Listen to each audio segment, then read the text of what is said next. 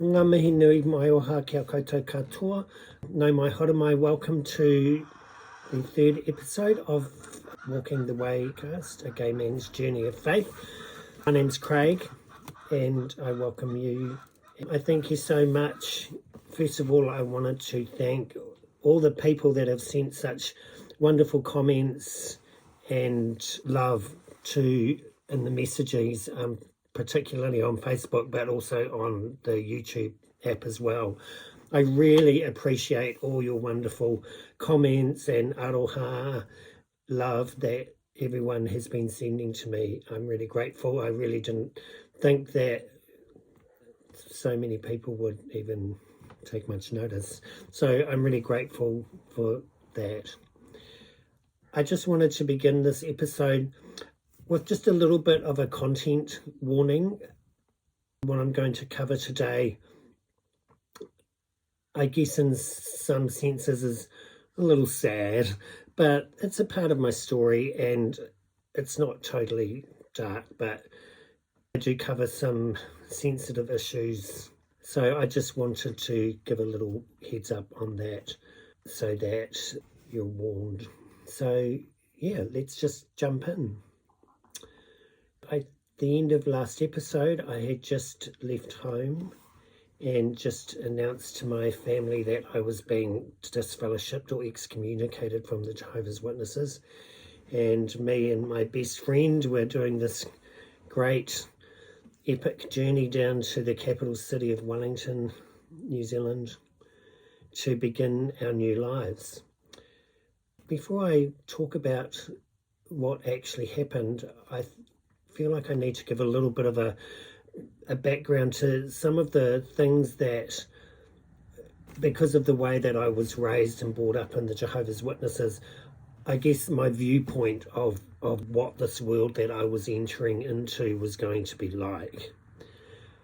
So being raised as a Jehovah's Witness, we were taught to believe that the world, the general world outside of the religion of Jehovah's Witnesses, is a dreadful place full of wicked people, and there's not a lot of great goodness in the world.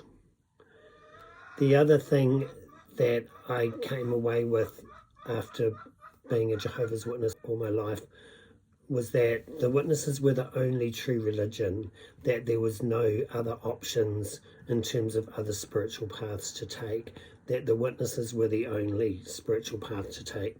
So as a result of that, when I got kicked out, so I think I was 19, I didn't really know what was going to happen or what was going to become of me, but I definitely had it superimposed on me that whatever I did, it wasn't serving Jehovah, so therefore no good would come of it. So yeah, that's kind of like my mindset as I left. So yes, not the most upbeat way to leave home, but anyway. Arrived in Wellington.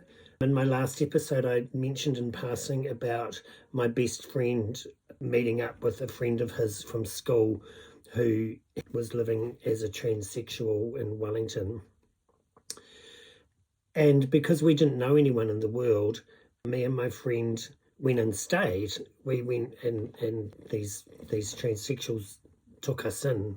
So they were wonderful people. I love them to this day. I won't mention them by name, but they were great people. And so into the life of a innocent ex-Jehovah's Witness 19-year-old entering into this life in Wellington City. One of the first things that the girls that we were living with did was they trotted us off to the gay bars and trotted us off to the gay sauna, well, sent us to the gay sauna. So I had my first adult kind of experiences of that life. I felt really, really inadequate.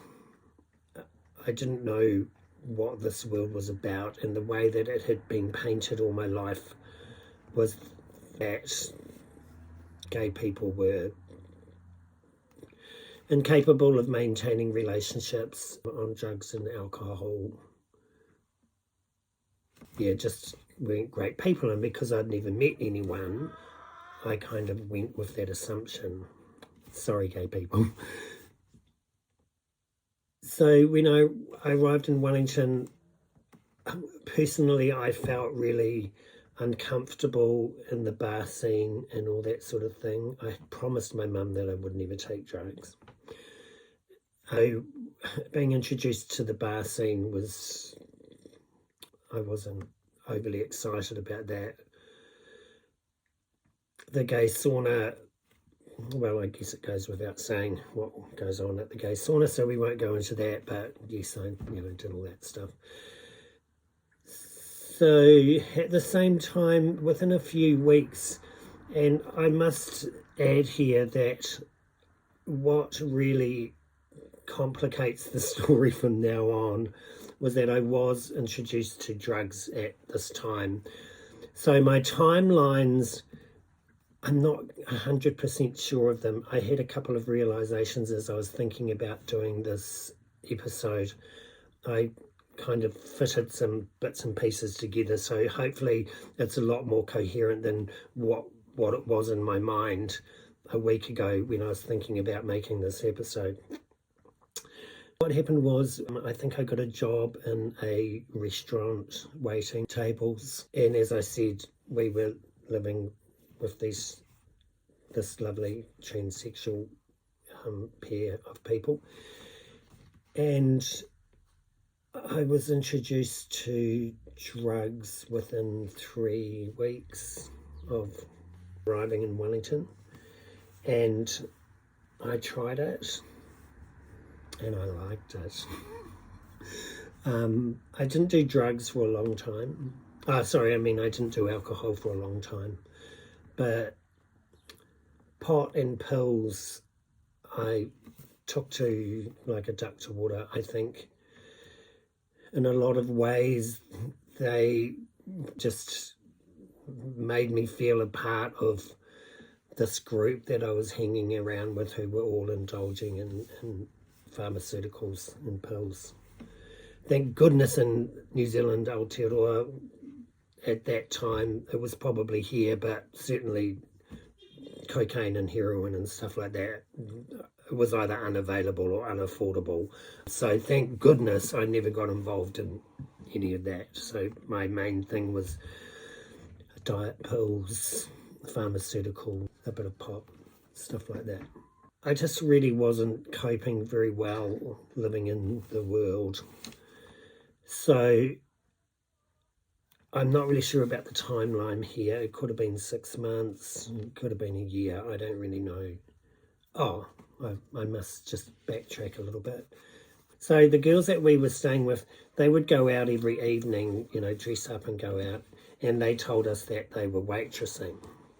Well, it became quite apparent within a quite short period of time that they were not actually waitresses, they were prostitutes. There was this street scene in Wellington at the time. For you New Zealanders, you'll know probably all about the Vivian Street scene back in the 80s, 50s, 60s, 70s and 80s, 90s even. So we were introduced to that world, although didn't participate in it, but obviously we knew about it. Within some period of time, I'm sure it was less than a year, although I'm not really sure, I went back to my hometown, got a job in a supermarket in the frozen section, and I was just coming to terms with being gay, being not in the religion that I was raised in. A girl who was working in a sauna, so who became great mates. So I would go and hang out with her at the sauna all the time. And once again, unsure of the timeline, there was lots of drugs involved.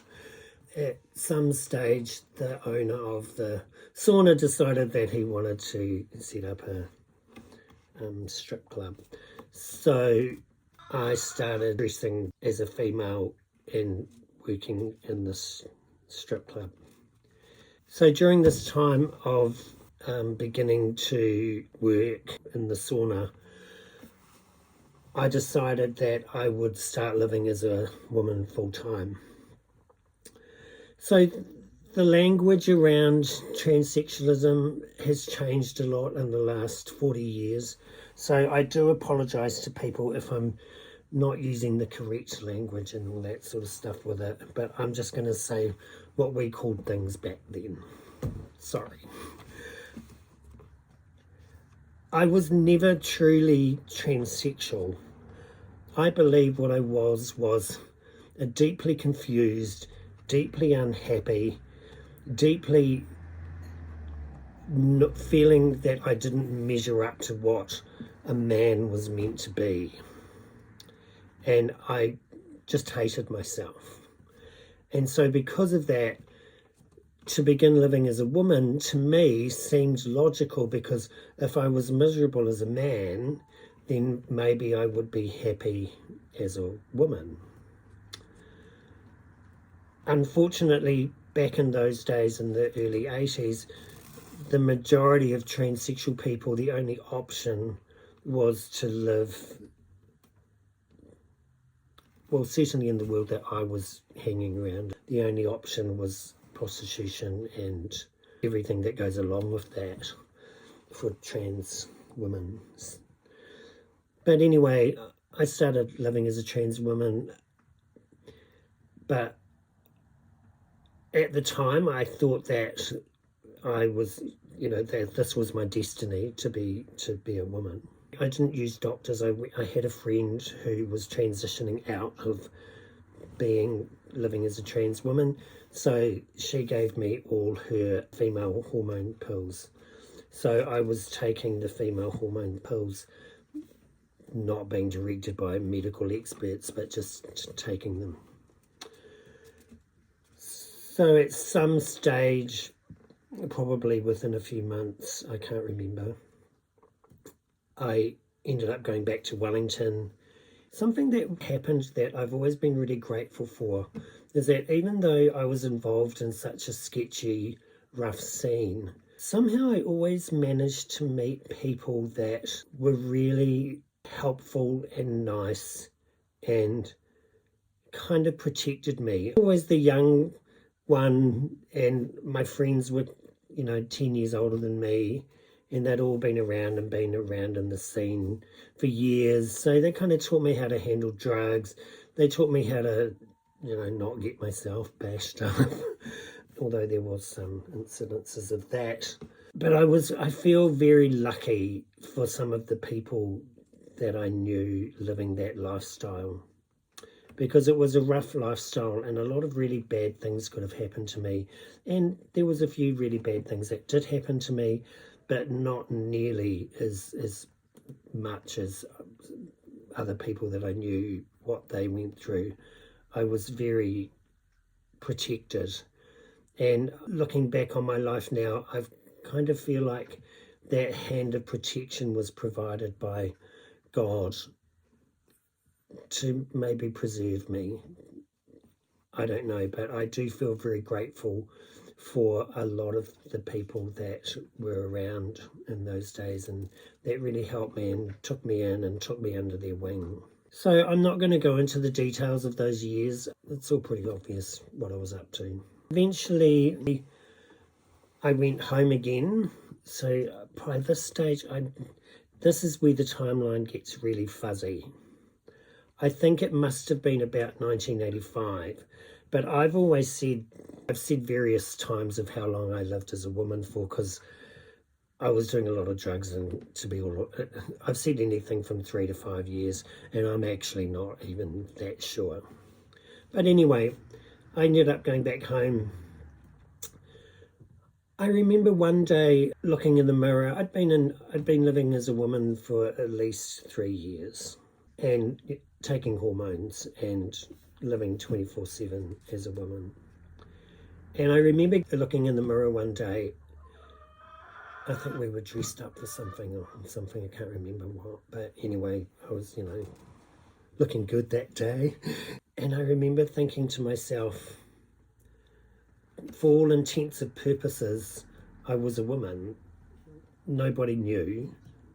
It's amazing what you can get away with it at that age.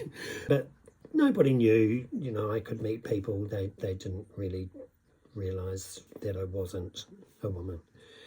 And I remember looking in the mirror and looking at myself and going, oh my gosh, you're looking really good, but I still hate myself.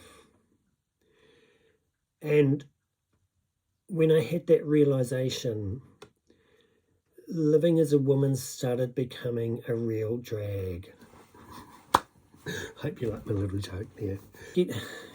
For a man, you get up, you have a shower, you chuck your top half and your bottom half on, you're good to go. With women, there's living as a woman, there's the whole, undergarment thing, and then the whole matching of things, and then the makeup and the shoes. And I was never one of those really glamorous transsexuals. I was more, tight jeans and a lovely blouse and high heels and a bit of eyeliner and lippy, and I'm good to go. I was never really a very flashy transsexual. So living as a transsexual became really, I knew that I wasn't truly trans. And this is nothing against people that are trans. I know tons of wonderful women who are definitely trans. I just wasn't one of them. I was a confused kid. And part of that confusion was thinking I could make it as a woman and then realising this isn't going to work. So I couldn't make it as a woman, but I also couldn't make it as a man either. So yes, I was a bit stuck. I eventually moved back to New Plymouth, and I was living with this wonderful girl. There was a few of us living there with her and her two lovely kids and maybe 2 or 3 others of us. We did the best we could. She was a good mum, and we were all on drugs. All of us were working, if you know what I mean. So yeah, we had some good times, but there was this undercurrent for me that this just can't go on forever. So when I moved back to New Plymouth and was living with this lovely friend, so this friend that I was living with, I knew her from my Jehovah's Witness days because I used to knock on her door. I used to sell her What's Shan Awake magazines. That was how we knew each other. So it's, as I say, when you're a witness, you don't know anyone in the world. So, getting out and going back to New Plymouth, I wasn't really having much to do with my family. Oh, my family. I wanted to talk about my family, actually. My family, or my extended family, my uncles and aunties and my grandmother and my cousins. I wanted to really give a heads up to them because my family were just amazing, particularly my grandmother. So my dear sweet grandmother, I was turning up to visit her as a woman. She accepted me. She loved me. She wasn't happy about it, but she accepted me and she loved me. I remember in particular one Christmas. So my mum had since left the not great stepfather, and she had started dating another man. She was living with another man. And this man, he was okay. My mum's not a great picker of men, in all honesty. He was okay. Anyway, so my mother's partner's mother came down from Auckland to spend Christmas with our family. And Mum and her boyfriend didn't want her boyfriend's mother to know that I was trans. So they had to pass me off as being a woman. which was fine at that stage. I'd been living as a woman for a couple of years. But we had to go to the family Christmas. And the family Christmas was all my cousins and my uncle and aunties and mum and her boyfriend and her boyfriend's mum. So my grandmother gave strict instructions to my cousins. So I was like the one of the older cousins. The rest of the cousins were, just a little bit younger than me, or a lot younger than me. I think there was 12 of us grandchildren. So my cousins were given strict instructions that they were not to refer to me as Craig. They were to refer to me by my name as a woman. My name was Jessie or Jessica as a woman. And they were not to let slip that I wasn't a real woman. So that's the kind of relationship that I had with my family. My family was just wonderful to me. So my family, my whānau and extended whānau has just been amazing. They have always accepted me throughout all the phases of my life, of which there's been a few. But I'm really, really grateful. I'm really grateful for my grandmum and for my uncle and aunties and my cousins. I'm quite close to my cousins and aunties and uncles. And I guess on that topic also, I just wanted to mention my mum as well has always been fantastic. And now looking back, I feel so sorry for her. She had this child ringing her up, sporadically, because at the first year or two, she was still in the witnesses and I was out, and she wasn't meant to be talking to me, but we would have sneaky phone calls. And I remember ringing mum and going, "Oh, mum, I'm on drugs now." And then, "Oh, mum, I'm a prostitute now." And, "Oh, mum, I'm a woman now." So my poor mum. Yes, but we get on fine. She's been living with me for 13 years now, and we're just sweethearts, so it's completely fine. But I do, I love and respect my mum and the way that it took her a while, but she has always accepted me as I am. One funny story, I may or may not edit this out, was on my 21st birthday, mum took me to this restaurant in New Plymouth. So I was Jessica.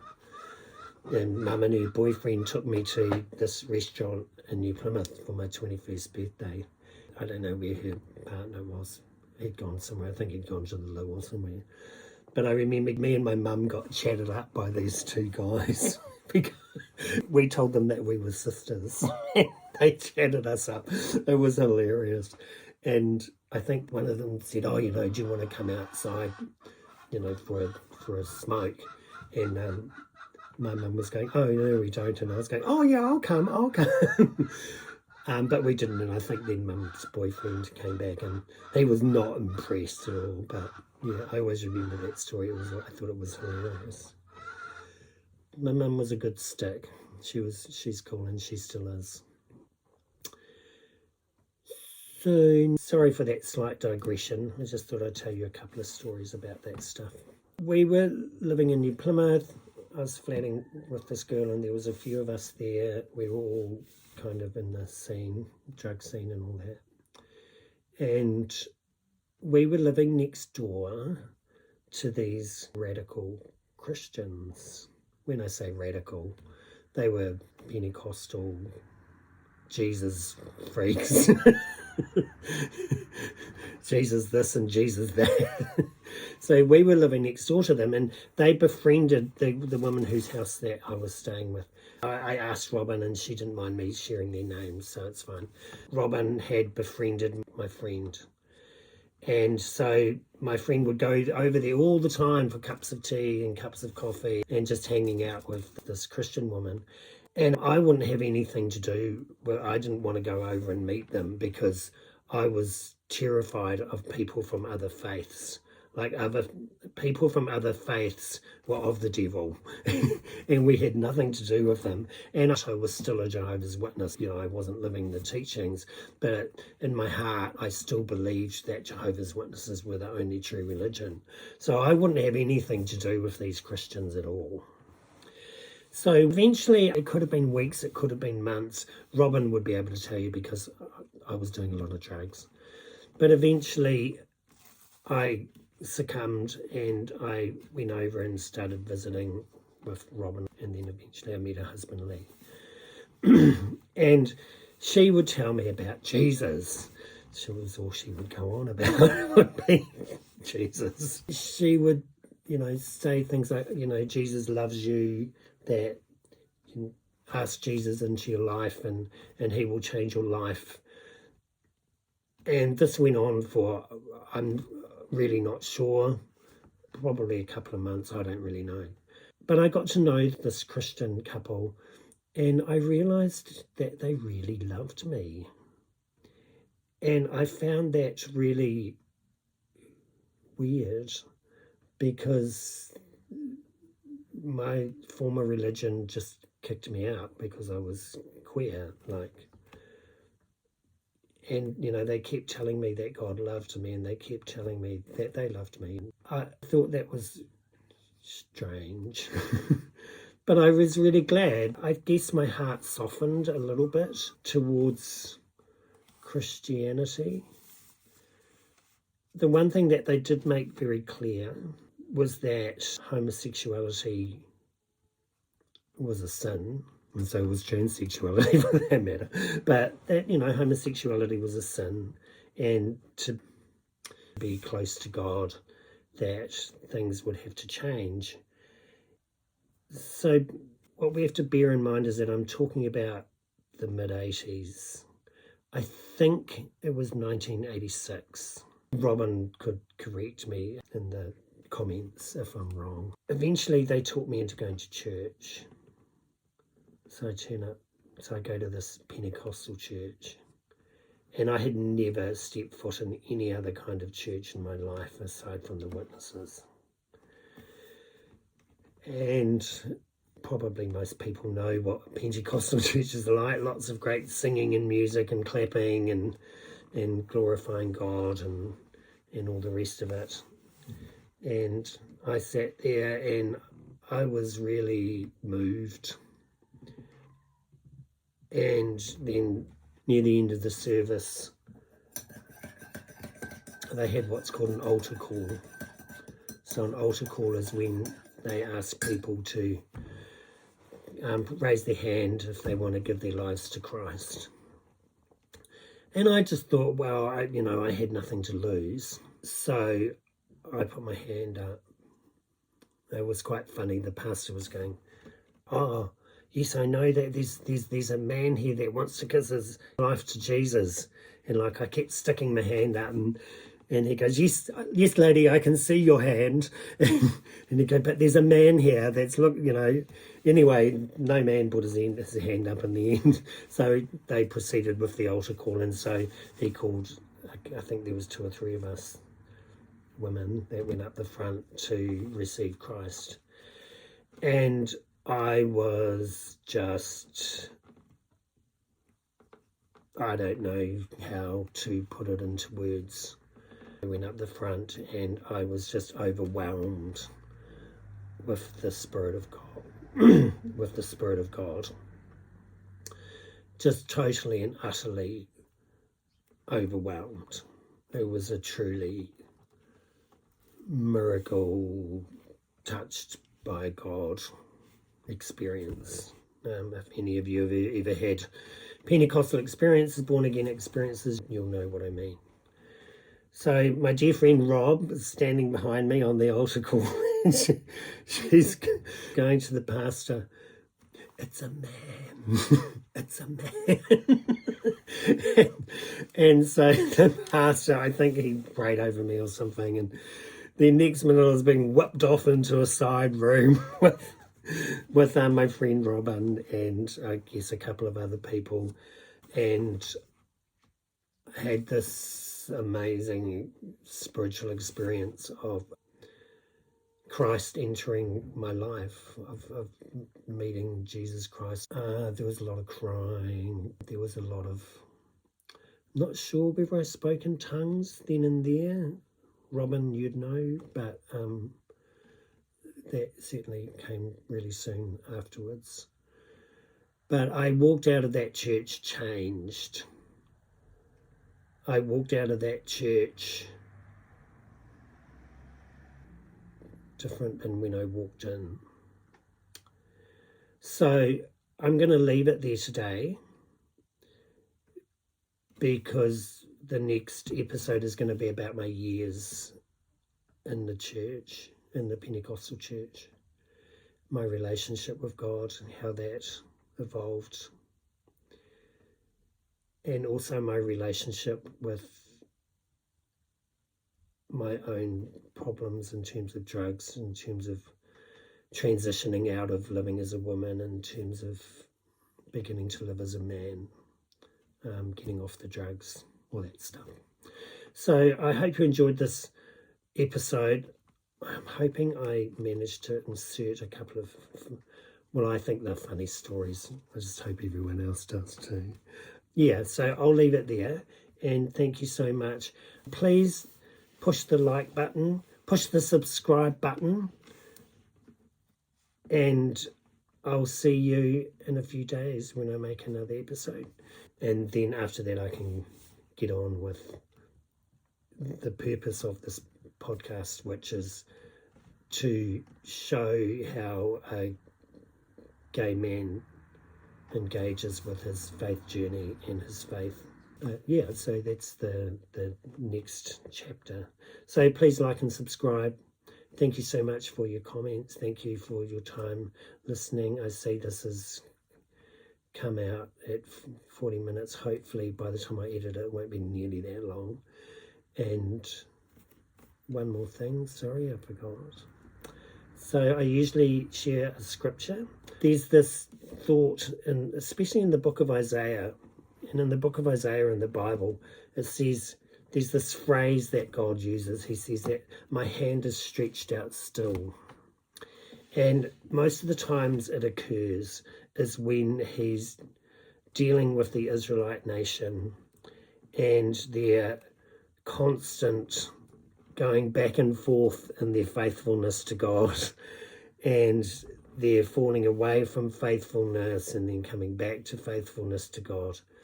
And all through those times, he says quite often in the book of Isaiah, my hand is stretched out still. And I just really believe that over my life, God's hand has always been stretched out to me. And I've spent a lot of my life totally ignoring it. But I know that his hand has always been there. And it's only been the last few years that I've really been able to grasp onto that hand. But I know that God loves his children no matter how far we stray from him. And I guess that's these videos, that the message that I'm trying to share is that no matter how far we have come away from God, God still loves us. We're still his children, and he wants us to come back into relationship with him, even if it takes a mighty long time like it did in my case. So thank you so much for listening, and I will see you shortly. Thank you so much. Kia ora.